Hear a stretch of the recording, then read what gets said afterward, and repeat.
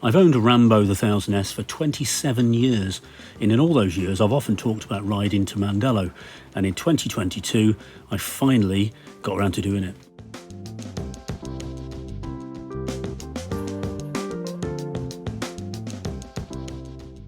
And so, arriving at Dieppe, we head off into France, the mantra being to go nowhere near any motorways, sticking only to the small roads.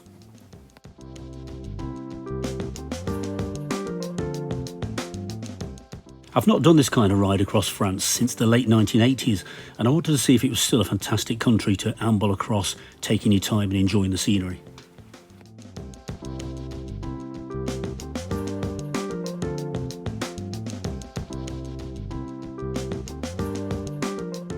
Five bikers? Christ, I'm glad he's parked up. France is still a joy to ride across on a bike. Across the Jura, and then you finally come to a lookout with the view of the Alps. After crossing the Swiss lowlands, you skirt around the lakes at Interlaken, and then finally you start to climb into the mountains proper. A quick stop for some very tasty refreshments before heading up the Soustons Pass. The second pass of the day was the Gotthard Pass, and over the summit I headed down the original cobbled old road.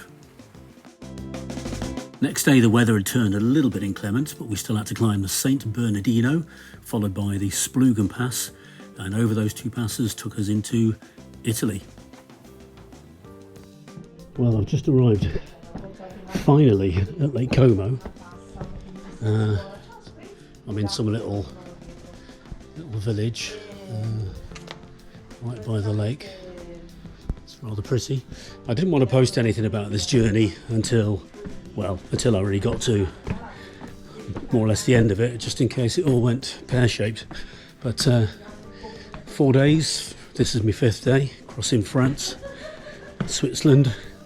Did 2 mountain passes this morning, in the rain I have to say, very cloudy and gloomy. And finally here we are, I've made it to Lake Como. So Rambo the Guzzi has finally, after all these years, returned to Italy, and this is rather a pretty place next to the lake. Oh, look at these guys going for a swim. How nice is that? So anyway, I'm just having a quick stroll around before I make the final run in to Mandello. And Mandello is just down there somewhere, around that headland, not very far now. So yeah, so there we are, Lake Como in all its glory. So we're nearly there. Right, I'm going to sign off now and put the camera back on for the final run in to Mandello. Ciao. My second favourite Italian thing after motorbikes is gelato.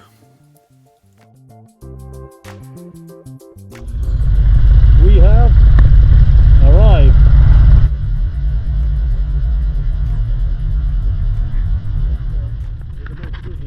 Okay, where is this factory? Well, this roundabout looks suspiciously appropriate because there's a mock-up of a V8 Moto Guzzi race bike in the centre of it. So let's go up here. And this is definitely the factory, so where are those famous red doors, I wonder? Aha, we've made it. Rambo comes home.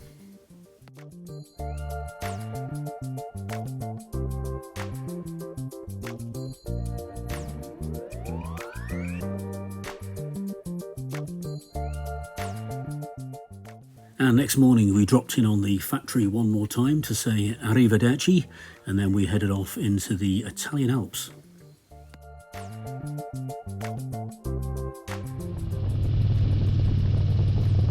Having roamed around the Italian mountains for the whole day, I finally ended up on the Pass de Vivion, which is a very narrow mountain pass but very, very pretty, and it brings you basically to the foot of the Stelvio.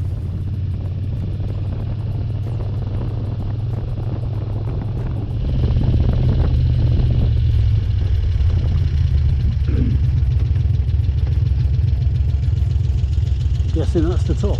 1827. 1000 1,827 of your finest meters. And we are Solar Top. I'm going to keep on going because I've already had a beer. That night camping at Idolo with a decent meal in the village. Next morning, first up was the Mortirolo Pass that brings you to the foot of the Stelvio.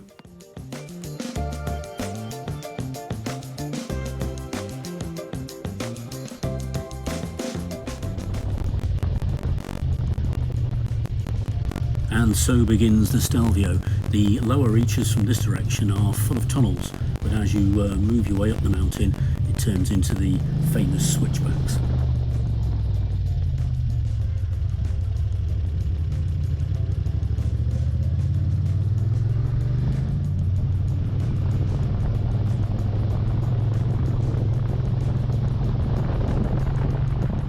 You do have to watch yourself on this road because you're sharing it with a lot of bikers and cyclists and the odd Porsche driver that just stops.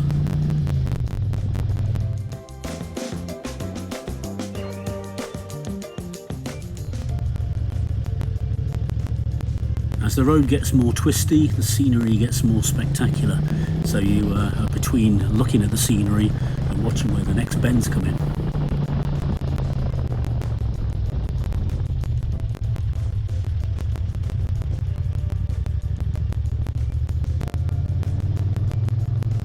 And there's no way better to admire the scenery than parking up and getting off your bike, maybe taking a few pictures. While I was looking at the beautiful waterfall coming down this mountain, the supercar boys decided to join the party.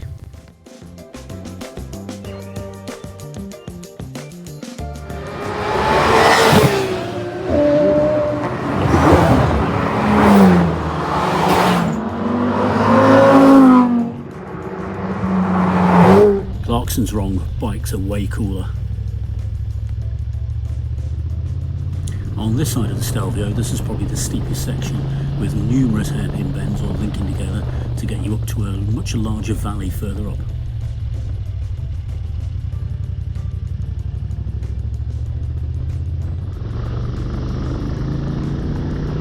Some riders are in slightly more of a rush than others, but I guess there lies the fun, seeing how quick you can ride up it.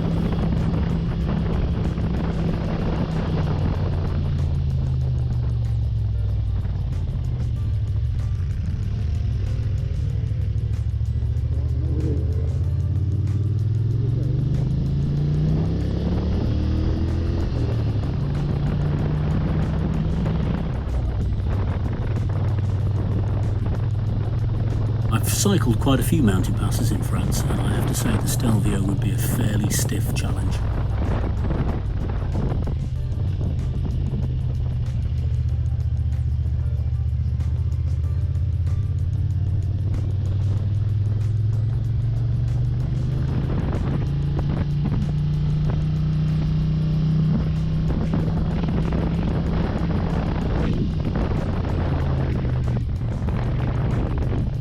Once up the steep section, the road follows a very long, steep valley up to a lookout point where another road joins.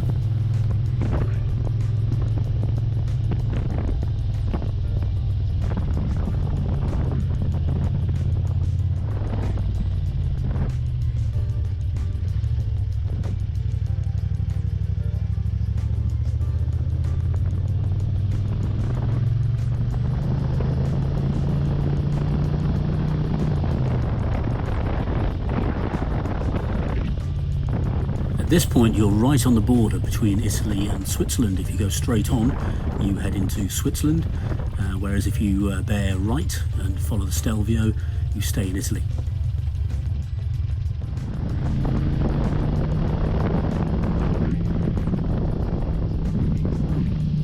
Leaving the old border control posts behind, we head up the last section to the top of the Stelvio Pass.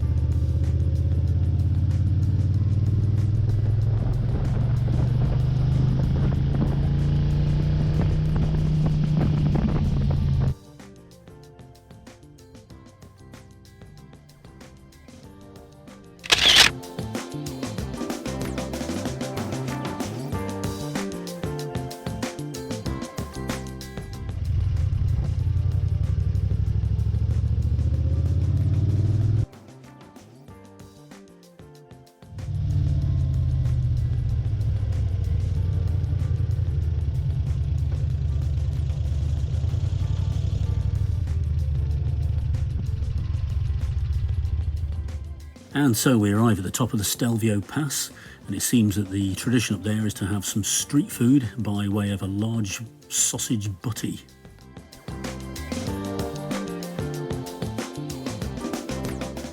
Just rolling down the mountain on the other side a few hundred metres is a great lay-by where you can pull up and take some pictures of the fabulous scenery, and you can look down on the descending road below you.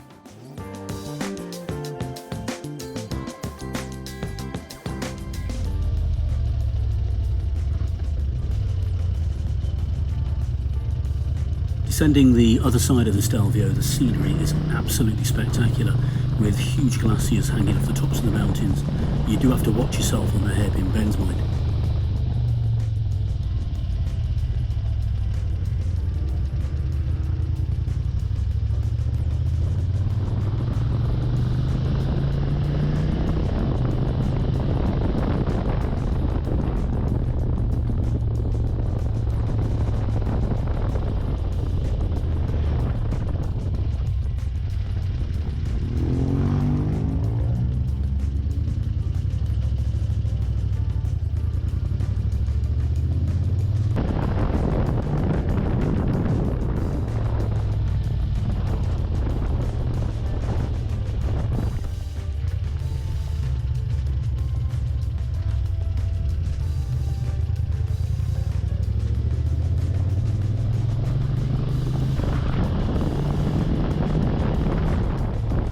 Hard to believe, but there really is a regular bus service over this mountain pass.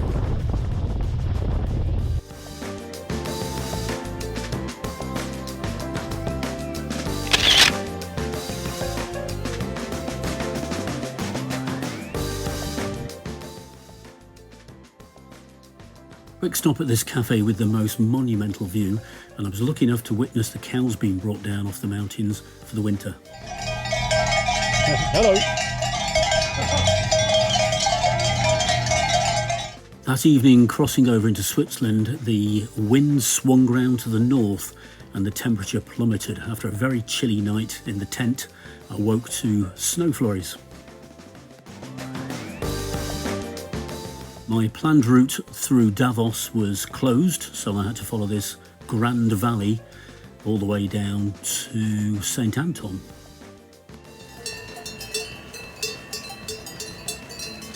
Along this valley, all the local villagers were bringing the cows down. It was quite a big event, with a lot of the villages having kind of a festival atmosphere.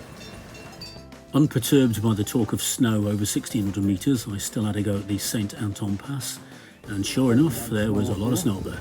This is the mountain pass from St. Anton. I spent that night at Lake Constance on the Swiss-German border. Next morning, after a proper German breakfast, I came across this really fabulous little tractor run in a local village, and then pushing on through beautiful countryside south of Freiburg, very hilly, which took me to another large piece of cake and a coffee, and then pushing on to the French border across the River Rhine. After a pleasant camp on the lower slopes of the Vosges, my first stop was the French National War Memorial. Respect.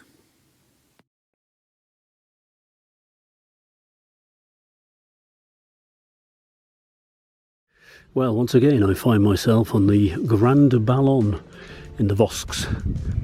And I think the last time I was here was with the missus with the CX500. And I think it was 1988, I'm fairly sure it was. And we stopped by here, having camped somewhere nearby. We drove up here, and from the top up here you can see the Alps through there. Peeking up through the clouds is a really stunning view, and unfortunately today, although it's a nice day, too cloudy, you cannot see them. But normally looking through there on a clear day you'd see the whole range of the Alps, starting over there, running all the way through all the mountains, all the way through there, and that would be Swiss, and then into the Austrian Alps over there.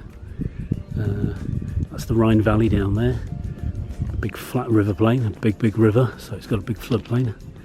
And in the far distance, those hills are the hills that I came through yesterday into Germany, southern Germany, and Lake Constance is just beyond those hills. and then that way is Freiburg.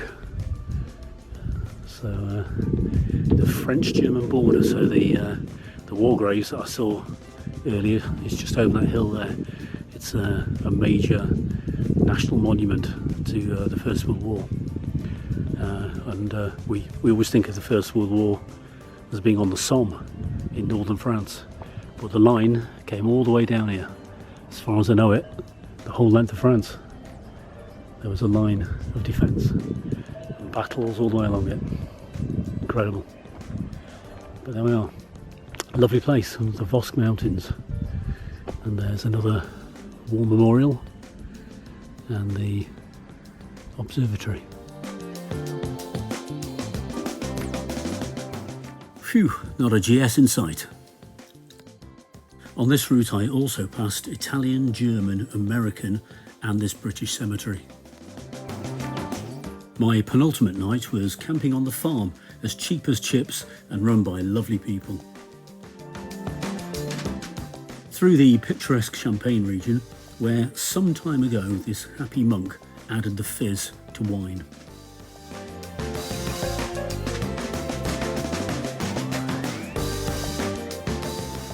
And back at Dieppe for the boat home.